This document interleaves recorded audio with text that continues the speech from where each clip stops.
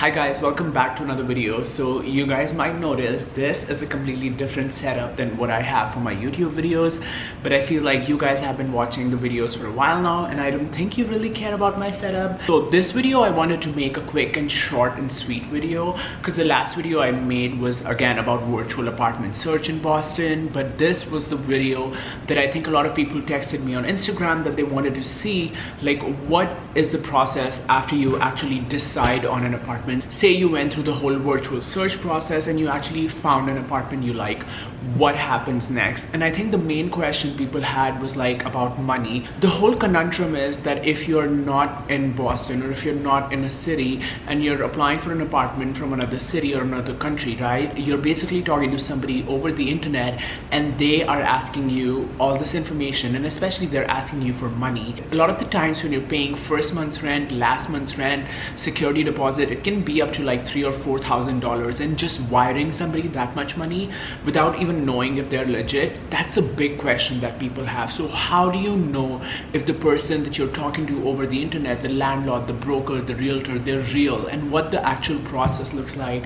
And I'm going to share with you in this video like all the emails that I have exchanged with actual brokers, so you know what the real deal is versus the fake ones that are actually just scamming you for your money. I again will start this video by saying that it's really important to start the process early, because the closer you get to your move-in date or the date when you have to be in the city and living there, the more hasty you become. And what I mean by that is, say you have to move in, what is it, February right now? Say you have to move in like April and you haven't found a place like mid-March, you will be more likely to just send money to somebody who's not real than actually doing all your groundwork and making sure they're real. So that's why it's important to start looking early. Say if you're moving in March, I would say you should have started looking in January or something at the least.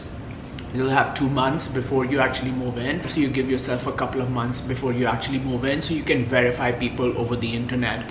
So say hypothetically you found an apartment that you really like, it fits within your budget, you have the money for it, everything is sorted out.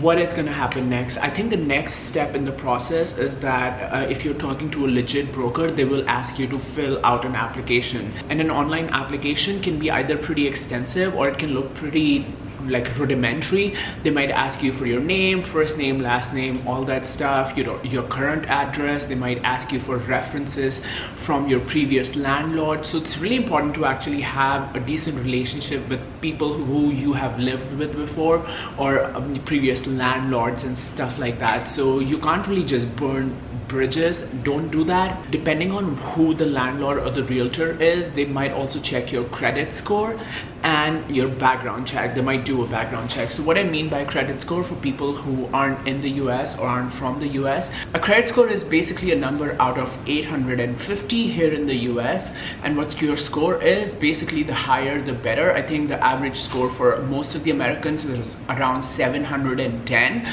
so anywhere above that is good, and lower than that, I think it's an average credit score. I think just don't be lower than, I think, 650 or 600 at the least, and you'll be fine. When I came in and I was looking for an apartment from another country, I did tell them that, you know, I don't really think I have a credit score because I have never been in America. I have never basically been in debt here. The ironic thing about having a credit score in America is the more in debt you are, the higher your credit score. And now I'm not saying that max out all your credit cards, but I mean by that is the more credit cards you have, the more credit you have, and if you make monthly payments, there is a good chance for you to increase your credit score. So a lot of people, when they move here, they get credit cards and then they start building their credit score, right? But if you're moving from another country, you might not have that, and landlords know this because people move here from out of the US all the time. So if you're moving here internationally, it's not a big issue. That is not something you need to be stressed about. They would know that you don't have a credit score, or your credit score is somewhere in an average range because you have actually never been in debt in the US, which is not a bad thing. So they will check your credit score. They might do some background checks. I think the background checks, what they care about is if there is a felony on your record. I don't think they care about misdemeanors or anything like that. So if there's been any like a small traffic violation or any sort of small misdemeanors, I don't think apartments really care about that. If something big comes up, if you have done some fucked up big stuff in your life, that will definitely come up. Obviously some non-violent felony, which like people get all the time too, actually that might come up too, but there is definitely a chance to talk about that and clear that with, you know, your apartment people, and tell them and explain to them that you're not a threat to the people living there. So I wouldn't stress too much about that unless you just, I don't know, it's really bad. Then the third thing people have really asked me is about the money, right? I want to bring it back to money, because if you're moving here from another country, you must have saved a decent amount of money to be able to move here. So what happens when you're talking to a landlord or somebody who's a realtor or a broker is that they will ask you for money. Like if you submit your preliminary application and it passes all their evaluation, they will ask you to move on the application very fast. And I'm not kidding. When I was applying for apartments here, I applied in a week, like earlier in the week. I think 2 or 3 days later they told me the application was passed, and then I think the same day they emailed me saying, if you want the apartment, you need to send us this money now, otherwise the apartment might go to somebody else. Now a big thing about this is that the rental market in Boston is so volatile. It's definitely a seller's market still, so there was a lot of tenants that are wanting apartments, right?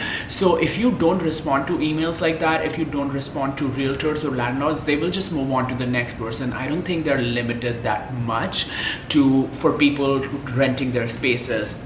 So what happens is, say if you apply for an apartment, they might reach back to you saying that you're verified, and then you know you need to send them a down payment, in the sense that you need to send them the first month's rent, the security deposit, and the broker fee, like ASAP. What they mean by ASAP is that like very fast. I'll put an email here. This was the email that I got when I was applying for apartments in Boston, and what they basically asked me was to send this amount of money online. And at first I was taken aback, because I was like, around $1,400 or $1,500 is not a trivial amount to just send to somebody, right? So you want to make sure that it's not a scam, and the way to do that is basically go on the internet. So my realtor company then was like Metro Realty. I basically went to Facebook to see what people had to say about them. I went to like Google reviews to see what people had to say about Metro Realty. I went to Metro Realty's website. I literally looked up my broker on LinkedIn to make sure he's legit. I wanted to do my homework, and this is the kind of stuff that you won't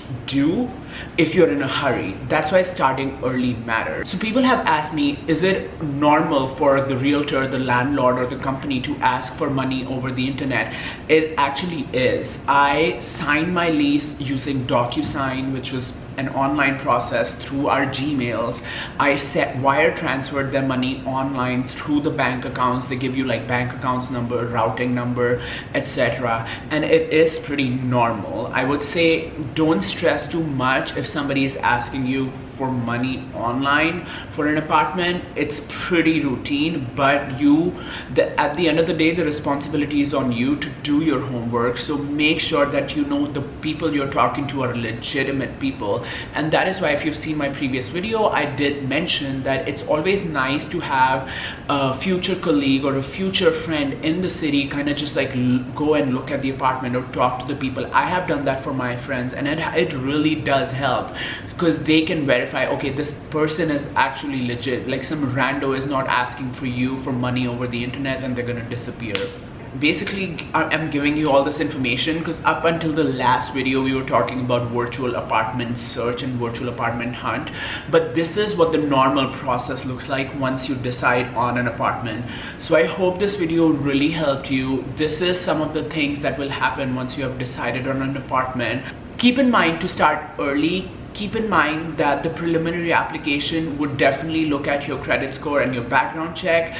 If there are minor issues in either one of them, it doesn't matter that much. You will pass that application. And the third is that if you pass the preliminary application, they will want you to wire transfer money online because they want to seal the apartment and put you on the lease. You will sign documents online, so don't stress about things like that too much. And if you have any questions, if you're in the process of looking for an apartment right now in Boston or anywhere in the US, and if you need help, if you need like my 2 cents, just please leave a comment and I'll try to respond to as many of you guys as I can. And thanks for watching these videos. I'm really loving making them, and I'm really liking that you guys are actually deriving something good out of this. So yeah, we have a good thing going on here. Let's not ruin it. Okay, see ya, bye.